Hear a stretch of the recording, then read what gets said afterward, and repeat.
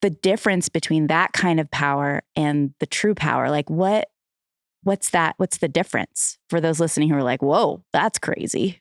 Well, so I think, and I don't know how much of it was sort of puffed up by my fleshly mind, and as being legitimate and empowering. But the big difference is, well, first of all, I would say in looking back, retrospect, Satan is a counterfeit, and he's not original, but he does try to counterfeit what is a legitimate filling and controlling by the Holy Spirit. And there are legitimate miracles that happen. There are legitimate works of God and words from the Lord that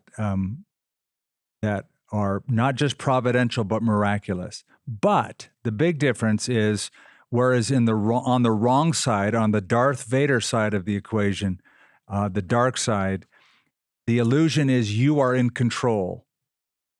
On the right side, you give up control and you are under God's control.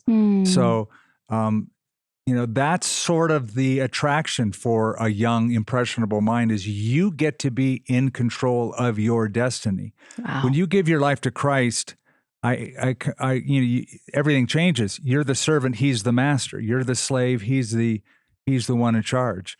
And you don't get to dictate to God when and how. And therefore it's more liberating, because God forbid that you and I should have that kind of control. We would ruin everything. Oh God! Yeah. If we could all live that way, and yet that's how we all want to live. But when it's under God's control, it's pure and peaceable. It's easy to be entreated. It's wise. It's a blessing to people. It doesn't take from people. It's interesting though what you're saying, because even in the Bible, there's precedent. Saul, who had outlawed witchcraft, ended up dabbling in it, and it worked. He did see and experience something, and and yet of course it wasn't God's best or his plan. And it is like you're saying, you're opening yourself up to darkness. You're opening. There's a gateway. There's a door, and it seems like it's so part and parcel with drugs. And right now in Hollywood and all around the country, there's this kind of big quest for enlightenment, right? It's the same kind of stuff. And this is right now, seems to be kind of more and more in vogue as people are craving the transcendent and the eternal and the immortal, but going about it in such a dangerous way, right? Yeah, to me, it's the old lie in a new set of clothes. It's the same stuff. It's got a new brand. It's got a new title. I saw God when I was on LSD. I'm firmly convinced. I didn't see him, but my mind saw something that thought I just saw God.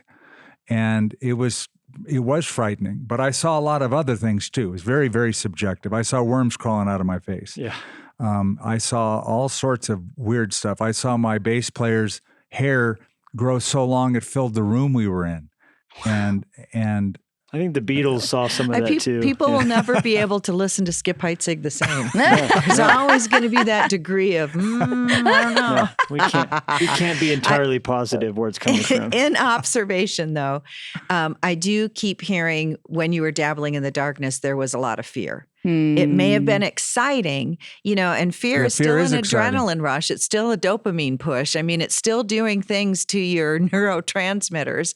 And yet on the side of faith, there was this peace and contentment and joy. And that's equally, does things to your brain. So I do want to say, I do think a lot of it was fear-based, but why do people keep going to Freddy Krueger movies and Scream movies and stuff? They're looking for that rush, that. So both of them do something to us, just the same thing that a drug would, that you want more, but you need to be really careful. Totally. And the difference with the Holy Spirit, that's a controlled burn. What I was doing, people were dying. I liked risk. So I've never been risk averse, but the downside is my friend, Richard Wilhite, was shot in the head. The guy that I saw his hair grow out and fill the room. A few months later, he got his brains blown out in a bad drug deal. And he was in an altered state of consciousness. So, one's destructive and one is not. One is healing. Yeah.